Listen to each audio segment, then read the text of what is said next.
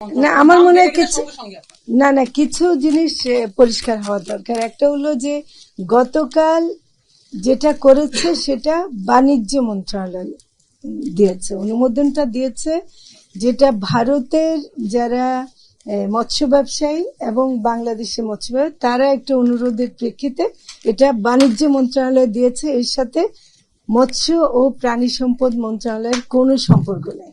আমাদের এখনো সেই কমিটমেন্টটা আগের মতোই আছে যে আমরা বাংলাদেশের মানুষের জন্য ইলিশ যেন প্রাপ্যতা নিশ্চিত করতে পারি, এবং একটা দাম, যেটা আপনারা বলছেন যে দাম বেড়ে গেছে ইমিডিয়েটলি, আমার মনে হয় যে এটা মিডিয়ার একটা বলার কারণে আরো বেড়ে যাচ্ছে। আপনারা সবাই এখনো মাছটা যায়নি, এখন মাত্র অনুমোদন হয়েছে, এটা এখনো কাগজে আছে, এটা এখনো যায়নি। যদি এর প্রভাবে দাম বাড়ে সেটা আমরা মনে করি যে এটা বাড়া উচিত হবে না। এই জন্যে যে আমাদের যে মূল প্রাপ্যতা এবার বোধহয় 5 লাখ টন, 5,30,000 টন হয়েছে, এর মধ্যে 3,000 টন অনুমতি দেওয়া হয়েছে, কিন্তু গত বছরও এই 3,000 টনের বেশি অনুমতি দেওয়ার পরও কিন্তু তারা ততগুলো নিতে পারেনি। তো ফলে আসলে কত যাবে সেটা আমরা এখনো জানি না। ওই বাণিজ্য মন্ত্রণালয়কে বলবেন যে এই আপনার যে স্ট্যান্ড ছে যে রপ্তানি করা যাবে না, আমি রপ্তানিটা বাণিজ্য মন্ত্রণালয়কে বলবেন আপনি এই রপ্তানি বন্ধ আমি রপ্তানি বন্ধ, মানে আমি প্রথম বলেছি, আপনারা যদি মনে করতে পারেন, আগে দেশের মানুষ খাবে তারপর রপ্তানি বলছে, তো কাজে খেতে পারে। এখন বাণিজ্য মন্ত্রণালয়ের কাজ হলো, বাণিজ্য মন্ত্রণালয় থেকে বলা হচ্ছে যে আপনাদের মন্ত্রণালয়ের সম্মতি নিয়েই তারা না, এটা এরকম কোনো ব্যাপার না। আপনার আমার মনে হয় যে বিষয়টা আমরা আর বেশি আলোচনা না করে আমাদের, আমি মনে করি যে আমি এটা এত ভাবে ওপেনলি বলতে চাই না, এবং এটা আমি আলোচনাটা এখানেই শেষ করতে চাই। এটা বলেই শেষ করব, বাণিজ্য মন্ত্রণালয় স্বাধীনভাবে এটা তারা দিয়েছেন এবং তারা একটা অনুরোধের প্রেক্ষিতে দিয়েছেন। দুর্গাপূজায়, ভারতের দুর্গাপূজা উপলক্ষে বিশেষ অনুরোধ ছিল, সেই অনুযায়ী তারা করেছেন, সেটা তাদেরকে আমি তো জোর করতে পারি না। ঠিক আছে, আমি আর কিছু কথা বলতে চাই।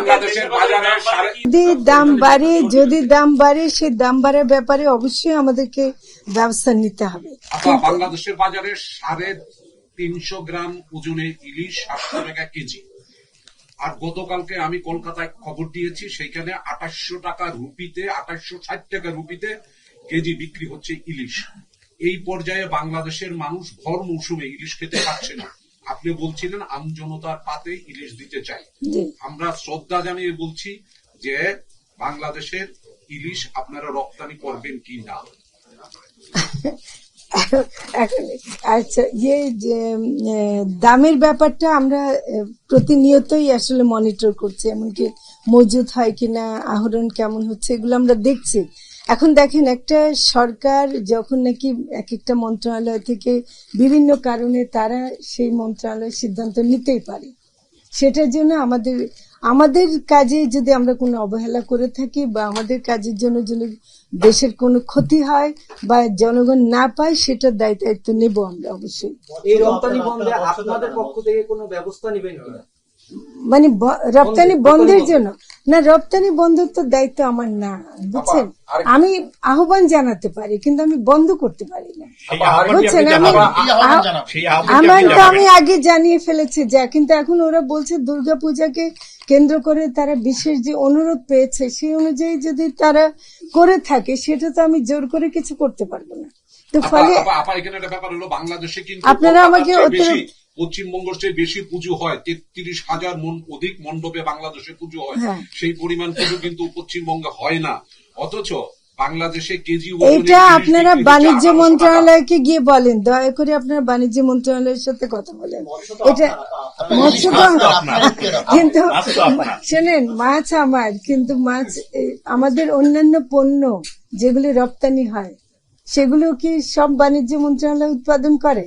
ওগুলো তো বিভিন্ন মন্ত্রণালয়ের অধীনে থাকে, কিন্তু রপ্তানি আমদানির সিদ্ধান্ত বাণিজ্য মন্ত্রণালয় নেওয়ার অধিকার তো তাদের আছে, এবং তারা সেই বিশেষ প্রেক্ষিতেও আর একটা কথা পরিষ্কার করি, পূজার সাথে আমি আমাদের যারা হিন্দু ভাই বোনরা আছেন তাদের সাথেও কথা বলতে দেখেছি, ধর্মীয় ভাবে ইলিশের সাথে পূজার কোনো সম্পর্ক আছে কিনা সেটা আমি শুনেছি নাই। কাজে এটা আমরা যেমন ভালো খাবার খাই, সে ভালো খাবার খাওয়ার একটা অংশ হিসেবে তারা নিতে চাচ্ছে, কিন্তু পূজার সাথে এটার কোনো সম্পর্ক নাই। তো এটা পরিষ্কার করা দরকার। অনেক সময় মনে হবে যে আমরা খুব নিষ্ঠুরভাবে একটা ধর্মীয় অনুষ্ঠানকে ক্ষতিগ্রস্ত করছে, তা কিন্তু না। আপনারা দয়া করে বাণিজ্য মন্ত্রণালয়ের সাথে কথা বলেন, তারা নিশ্চয় বিশেষ একটি অনুরোধের প্রেক্ষিতে করেছেন, সেই অনুরোধটাকে আমরা খণ্ডন করব, সেটা আমরা করতে চাই। একটি বিষয় হলো যে এইবার হলো যে সবচেয়ে বেশি পরিমাণ অনুমোদন দেওয়া হয়েছে, বিগত সরকারের আমলে যে পরিমাণ অনুমোদন দিয়েছে তার চেয়ে এই বছরই না, এটা ভুল। এটা গত বছর না, এটা আপনি তথ্যটা দেন। গত বছর 3000 আরো বেশি, 3800 মেট্রিক টন, কিন্তু দিতে পারেনি। ওটা হলো যে দিতে পারেনি, দিয়েছে মাত্র 1000, বুঝছেন। এবার বরং তার চেয়ে কম অনুমোদন দেওয়া।